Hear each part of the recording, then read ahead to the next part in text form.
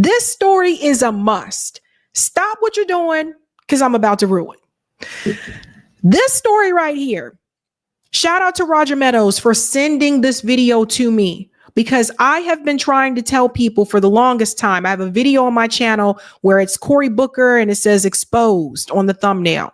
I have been warning people about Black politicians working, hand in hand with AIPAC, with Israel, while choosing to prioritize Israel and AIPAC and not prioritize the Black community. I have been trying to get people to pay attention, and specifically to the Congressional Black Caucus. The Congressional Black Caucus is not helping the Black community.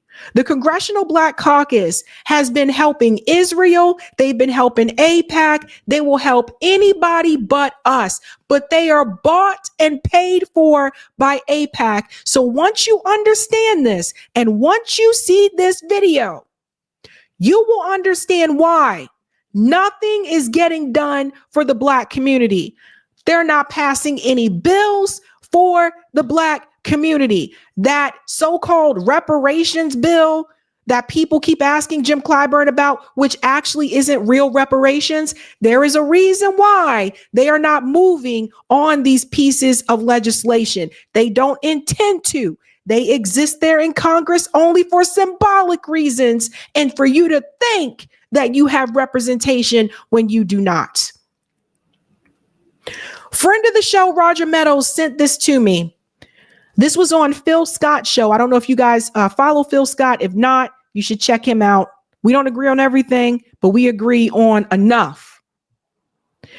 I want you to hear what AIPAC says here about the Black politicians that they not only recruit, but they also seek out. I warned you, they were looking for people not just in college, but also when they are in high school. They start early. Listen to what they say. So I think you know that AIPAC is both a grassroots organization. For us, why? I'm sorry, guys. I don't know why this video. Why I did that. Here we go. And also a leadership empowerment organization. So a particular concern to us are not African Americans, but those African Americans. Let's go on and cue this up real quick. Let me go find the clip. Okay, all right. So let's go ahead and cue this up. Listen closely. So I think you know that AIPAC is both a grassroots organization and also a leadership empowerment organization. So a particular concern to us are not African Americans, but those African Americans that will be part of the Congressional Black Caucus. Pause. So here is AIPAC letting you know that they're not really interested in what Black people need. They're not interested in the Black community. They're not interested in these African Americans. But what they're interested in is recruiting Black Americans that will be a part of the Congressional Black Caucus. Does anyone not find that to be problematic? They're not thinking about your needs. They ain't thinking about no damn reparations. They're not thinking about what the Black community needs. They're just thinking about recruiting Black people to be a part of the Congressional Black Caucus. Let's continue. Those African Americans that will be governors, those African Americans that will be part of the cabinet of successive administrations. And we have been rather successful in identifying young, emerging political leaders, sometimes when they're in their teens, sometimes when they're on college campuses, sometimes when they're just getting into state politics, and sometimes when they first emerge as congressional candidates. AIPAC built a relationship with Barack Obama before he was a president, before he was a presidential candidate. before he was a U.S. Senator. We built a relationship with him before he was in the Illinois State House. Pause. Everybody pay attention to what they just said. They built a relationship with Barack Obama before he was even in the Illinois State House. These people were selected. They win a majority of their races. The candidates that have the backing and support of AIPAC are more likely to win. AIPAC has a video they've created. It's on social media where they're talking about, they're bragging about how they win most of their races. When I tell you these people were selected, they were selected. When I told you that they recruit, certain people recruited, they're recruited. You think they're there for you. They're not. They are purposely going out for, let's get the Black people. So Black American voters will come out and vote for them because they look like them, even though we're going to make sure they don't do anything for them. These people are puppets. That's Obama. That's Cory Booker. That's Hakeem Jeffries. All of these people, they're puppets. Jim Clyburn is a puppet. He has convinced people that all he needs to do for you is host a fish fry. That when it comes to legislation, he don't really got to push nothing for the Black community because that's not what he's there for anyway. He's not there to serve you. He's just there to make you think you have representation. He can say, I look like you. And as long as you think I look like you, and that's enough, I ain't really got to do nothing for you. Puppets. Now you know. What did I tell you about Barack Obama? Now you hear it from their mouth. He was chosen. He was selected. They got him before he was in the State House. Think about that. The relationship we built with Sarah Palin was before she was mayor. The groups that we are most excited about bringing to Israel for the first time would be the national, state, and local leaders of the College Republican National Committee and the College Democrats of America. And the fact that we bring them to Israel together, lock them in a bus, don't let them come down from the top of Masada until they understand the importance of working together, may be one of our only hedges against the breakdown of bipartisanship that we're witnessing today. Did you hear him say lock them in a bus? All right, ladies and gentlemen, I want you to hear the whole thing what the gentleman had to say from AIPAC. And I'm going to play this again, not the whole thing, but it's just a part that one part I'm also concerned about, or what we need to listen to. So let's go ahead and play it again and just listen very closely. I'm going to stop it at certain points. So I think you know that AIPAC is both a grassroots organization and also a leadership empowerment organization. So a particular concern to us are not African Americans. Okay. So he said, listen, our concern isn't the Black community and what they got going on. He clearly said that. They're not worried about us whatsoever. I want to make sure we putting that out there. They're not worried about us as a group. But as you continue to hear, what they are concerned about is make sure they can spot and cherry pick those among us that's going to be in any kind of political leadership.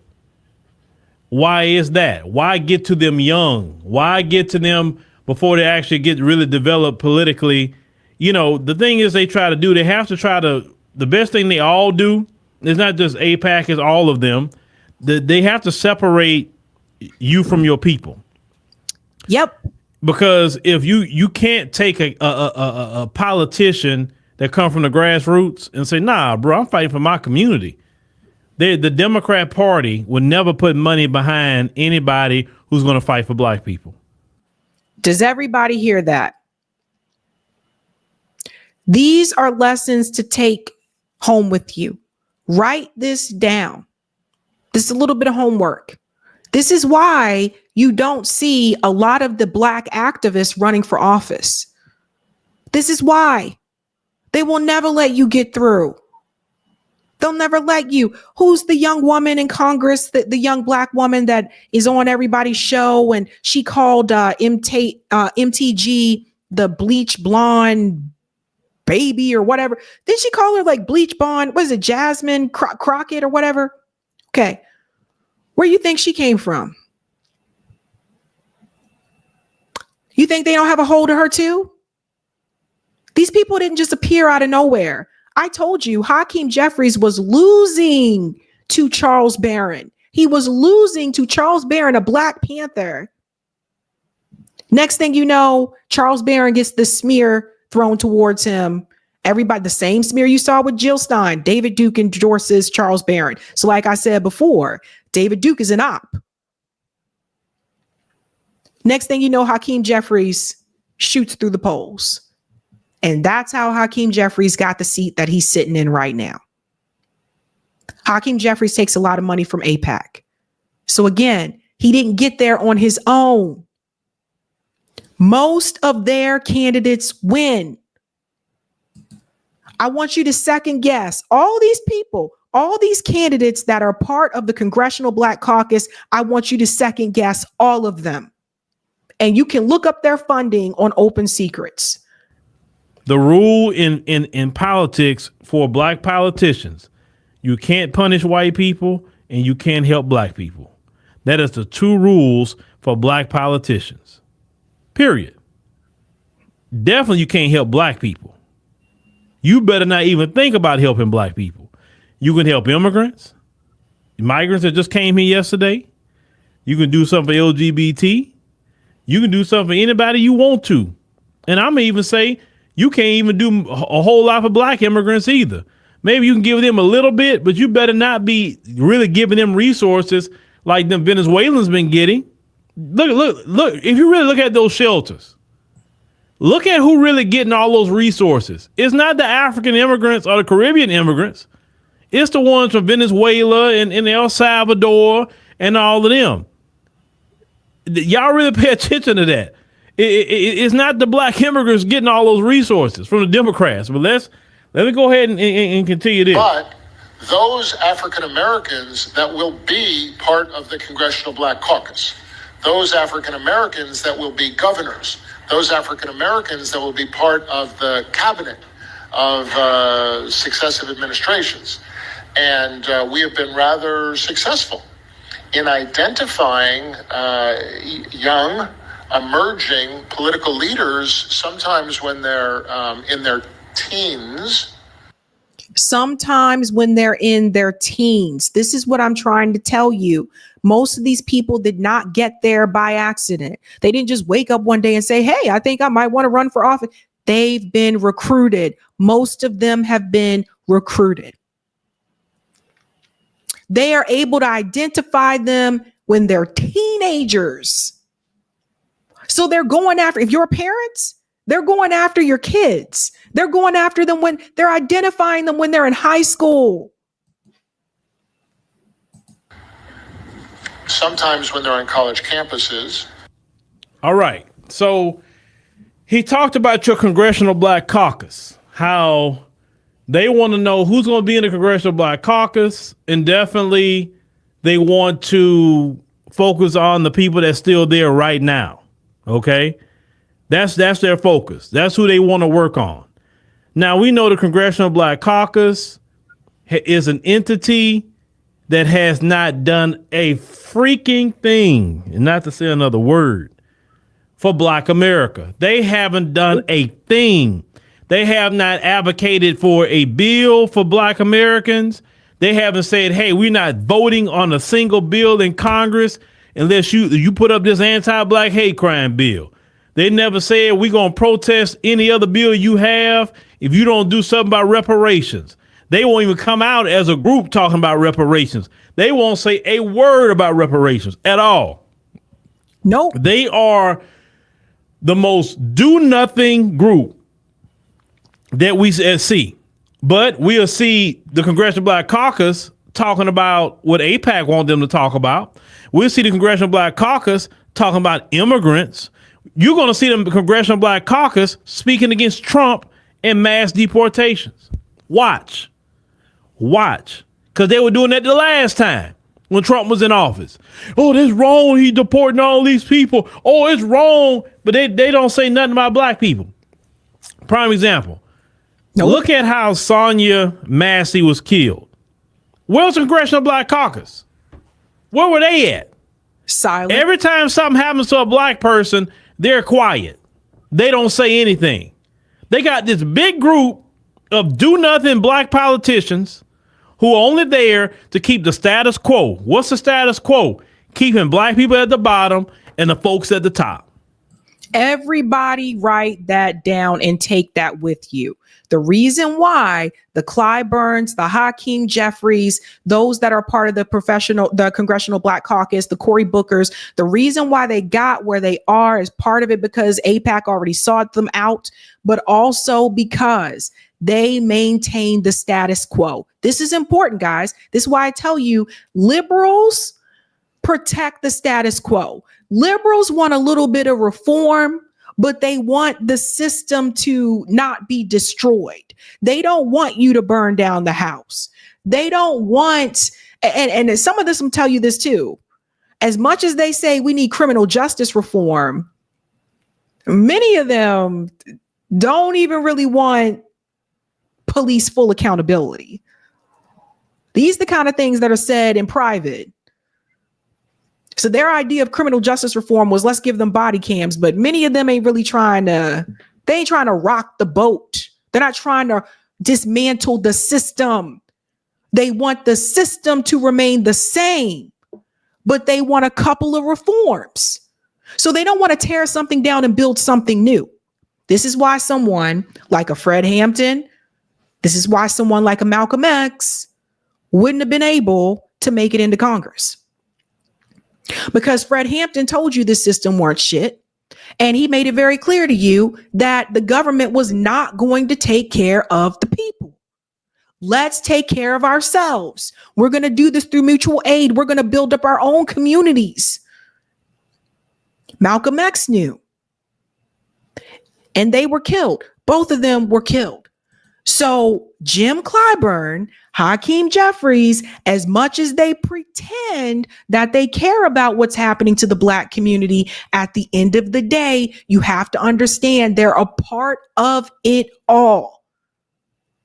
That's why you rarely hear them speak up. Who are they? This is who they are. So you can see for yourself. Don't run and hide from Sabby. Show them your face.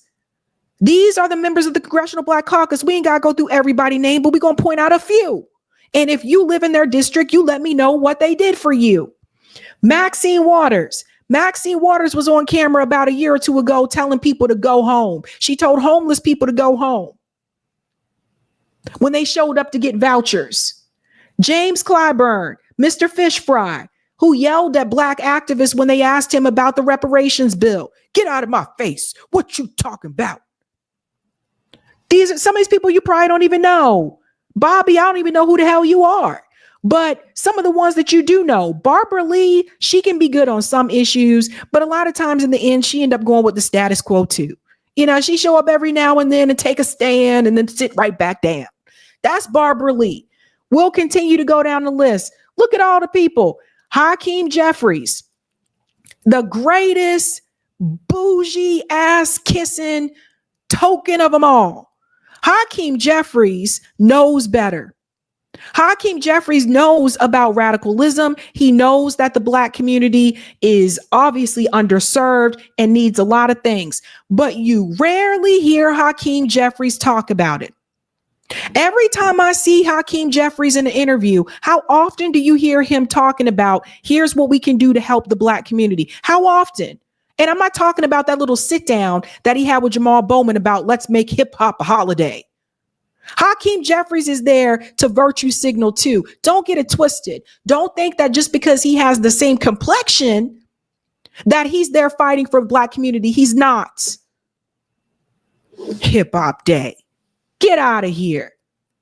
You got Frederica S. Wilson. She's another one that is greatly taking advantage of Black people. And some of you are wondering, how do they continue to win? You know how they win? Because most Black people don't vote. You know how they win? White liberals. So I'm going to need for you to tell the white liberals, if you live in their districts, the white liberals in those districts, I'm going to need for you guys to let them know, why are you supporting these people when they are not helping the Black community? White people, I'm going to say something to you too. If you're white and you live in their district and you've been supporting them, stop supporting them. Oh, well, what is happening here? That's how they get in. It's the same thing with Jim Clyburn. Jim Clyburn ain't winning because he doing a great job. Black people ain't rushing out to vote for him. Marcel Dixon told you so. He been on this show multiple times. And Marcel Dixon let you know that it's white liberals who are coming out to support Jim Clyburn. So we got to talk to everybody. We can't just talk to other Black people. We got to talk to our white comrades as well and tell them they are not helping the Black community. Let's go on.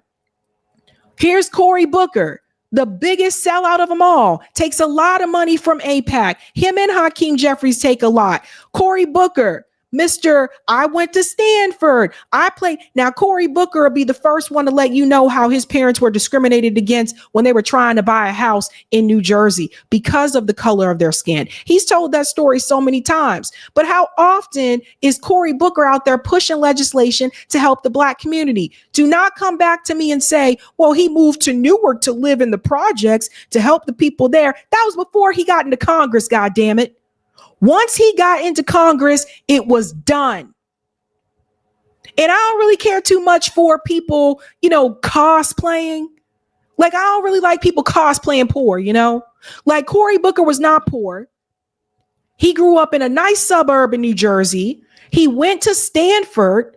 And then he decided, let me go move in the projects in Newark to show the people I can be one of them so that I can win.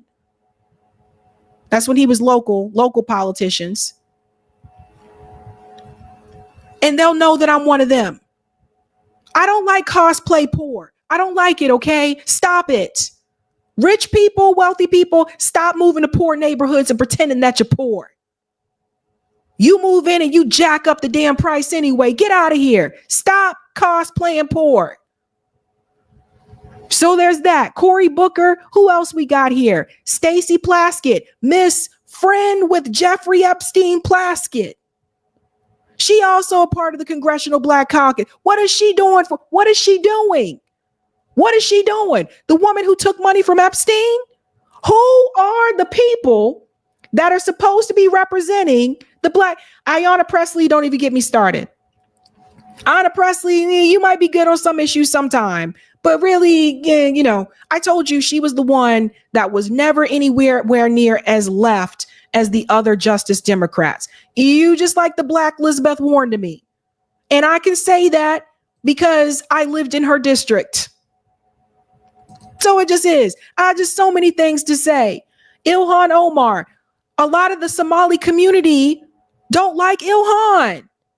So what this look, Jamal Bowman, Cori Bush. Cori Bush used to do a lot for her community, but part of the reason she lost her re-election was because of AIPAC. The other part of the reason was the people in the community said they stopped seeing her come around. So I can't. Richie Torres, we don't know who you are. You claim to be progressive. You fight more for Israel than you do for the poor people in the Bronx in your district. You don't give a damn about those people. The Bronx is the poorest borough in New York City. And I'll never hear Richie Torres talking about the Bronx. Every time I see this man's face, he on TV talking about what we can do for Israel. So AIPAC bought these people. So if you wonder why they're not helping you, now you know. They are willing to do what they can. And Jamal Green puts this so well. Jamal Green is trying to let you know the old guard has got to go. Clyburn needs to retire. Like a lot of these people, Clyburn, Barbara Lee, Frederica, all these people need to retire because you are not helping the Black community. And I'm not a politician, but I help. I help through mutual aid. You're a politician. These guys have more followers on Twitter than I do. They have a bigger platform than I do. How come you never around? But when it's time for you to go up there and speak for Israel, you front and center. Front and center. Jamal Green puts it so well. I'm sorry, some of y'all not gonna like this video, but I gotta tell y'all the truth. The reason why Black people will continue suffering in this country is because we allow Black gatekeepers to act like they represent us and they don't move forward an agenda that actually represents us. You gotta understand that these folks that they paying, Oprah, Al Sharpton, Roland Martin, Jesse Jackson, they do not represent the communities of today and they must move aside. We can step back, we can respect their work, we can pay homage, we can do all that. But there's no reason why Black folks, while we're in a state of emergency, we have the lowest amount of wealth in this country, the lowest amount of homeowners in this country, the most illiterate children on the data sheet, the dying at number one in mostly all of the chronic diseases in this country. We are at war, and we don't have time to keep on allowing these Black gatekeepers who won't pass the torch, the Black gatekeepers who act like they represent us and don't move forward a real agenda for us because they don't even know what we need. They don't come in our communities. They don't work in our communities. We need real people that are on the ground that actually get the support. Support the young business owners, the young activists, the young politicians, the young media people who actually can connect with the people of today. If we don't pass the damn torch and get rid of these old guard gatekeepers, and I'm not saying old to be disrespectful, I'm just letting you know that their time has come to an end and we must have change. I agree with Jamal so well. They are holding a lot of people back. But again, they're there by design. I would like to know what Maxine Waters has done for people in her district all this time that she's been in Congress, especially since she told homeless people to go home. Pay attention to what is happening. Pollster Frank Luntz has done a number of interviews post-election. And on multiple interviews, he's asked, what do you think should be the next best strategy? And I noticed something that Frank Luntz has said. He said, I think the Democratic Party should go with someone like Cory Booker. Cory Booker, he even said he thinks Cory Booker can beat Donald Trump. Cory Booker can't beat Donald Trump. I listened to Cory Booker's speech in New Hampshire in 2020 when he was running through the Democrat primary back then. Cory Booker was so damn fake.